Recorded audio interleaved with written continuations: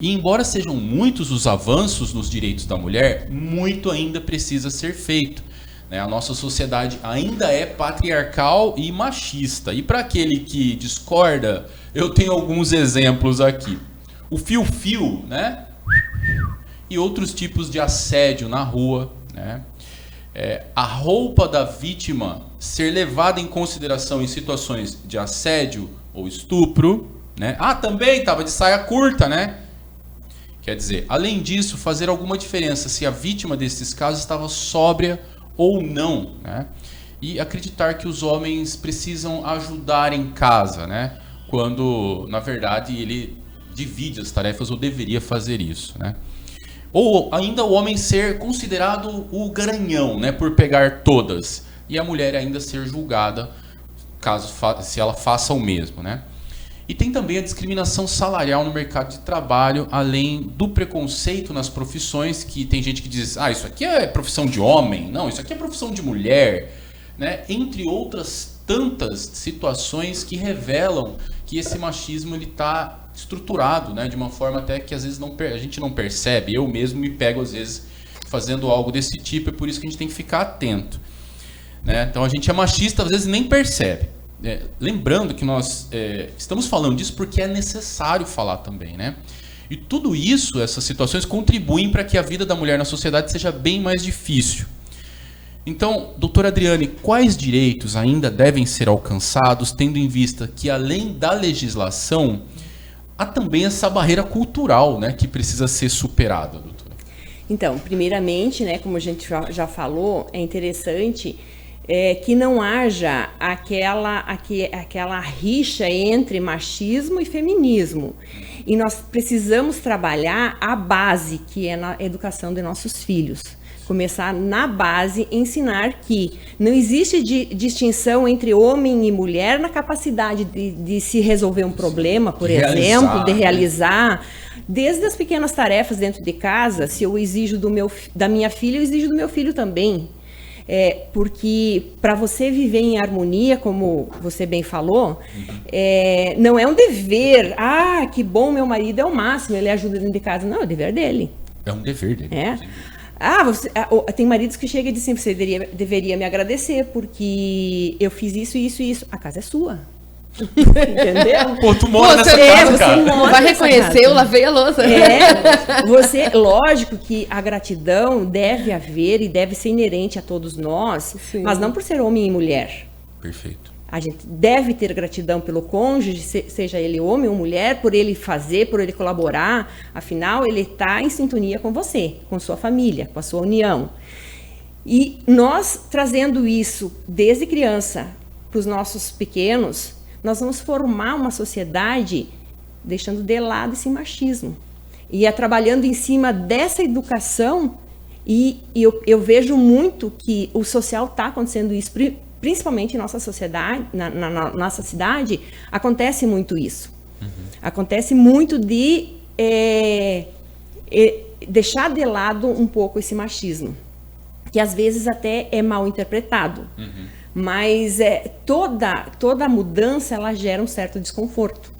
Com certeza. Então, a gente vive, às vezes, alguns desconfortos. Sim, gera resistência, né? Resistência por conta de um objetivo maior para chegarmos lá.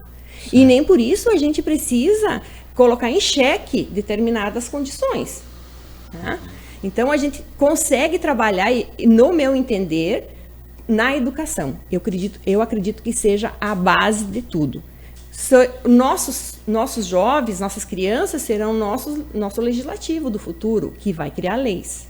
Sim. São nossos aplicadores de direito do futuro, que vão ser advogados, juízes, defensores, promotores, né? E isso vai fazer toda a diferença. Poxa, bem lembrado.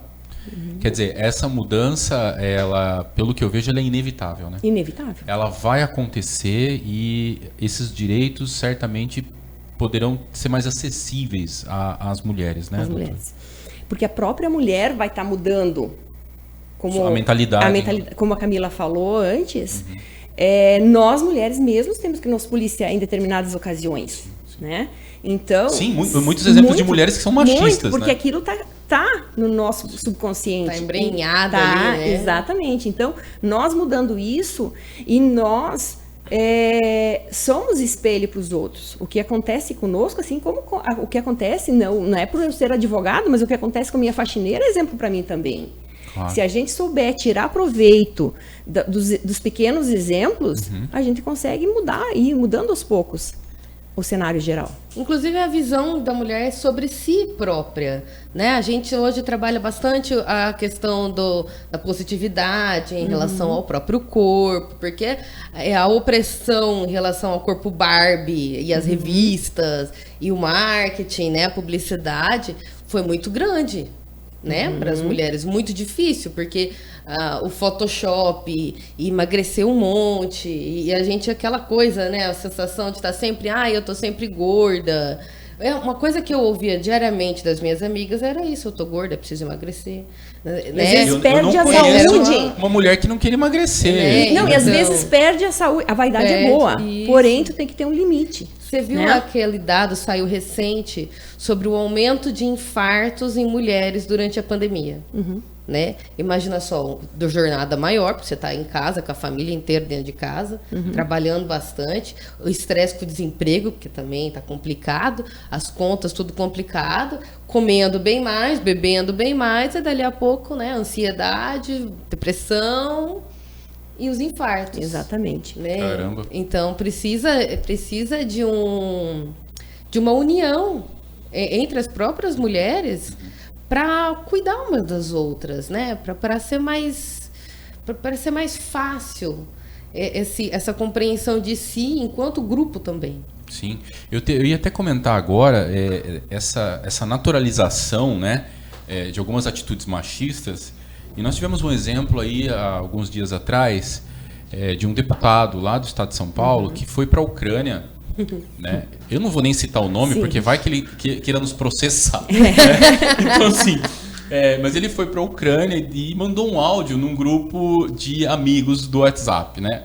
O WhatsApp, assim, bem infeliz, né? Ele é um inferno e o céu ao mesmo tempo. Pois é. E aí ele depois justificou isso, dizendo que o contexto, gente, vocês precisam ver o contexto. Né?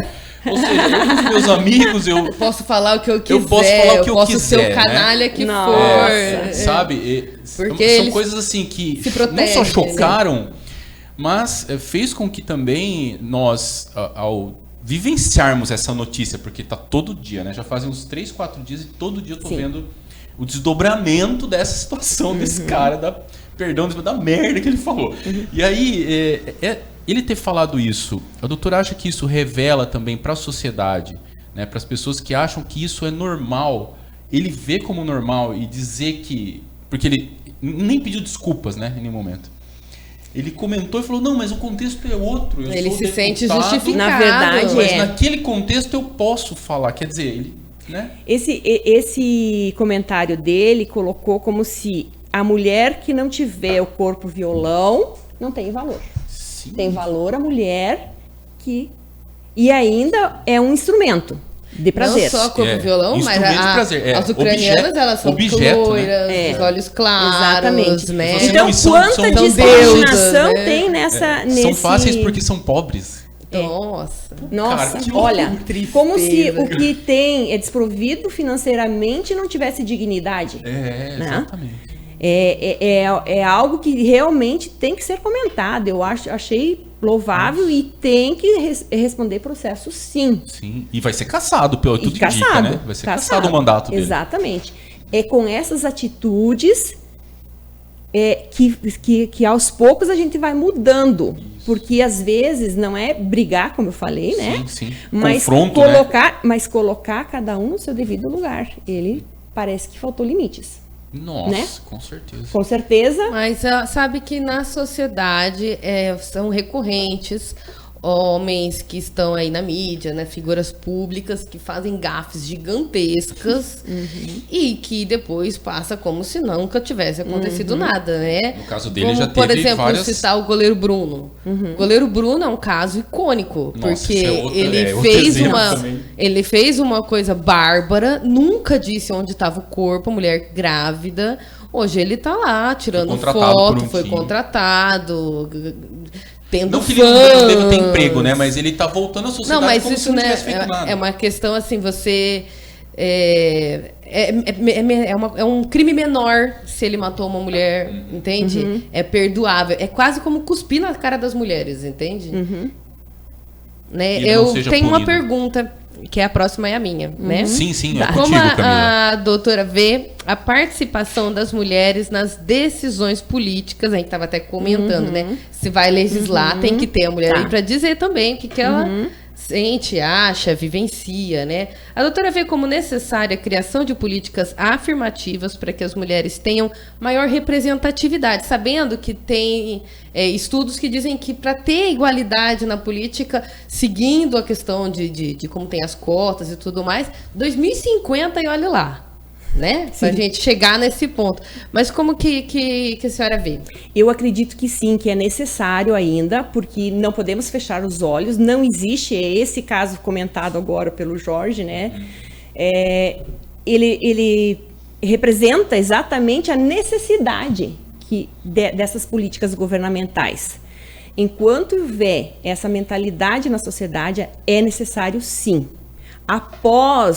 Chegará um dia, com muito trabalho, que não haverá mais necessidade de haver políticas específicas para isso. Políticas afirmativas. Mas no momento e por um bom tempo, como você falou, é necessário sim que hajam políticas afirmativas nesse sentido.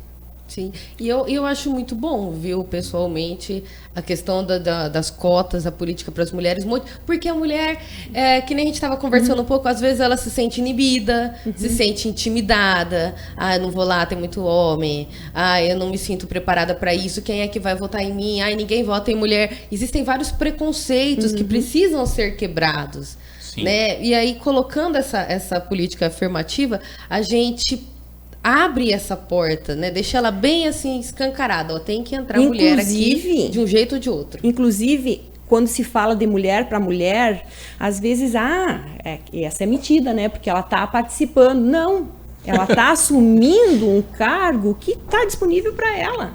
Temos que nos livrar da rivalidade.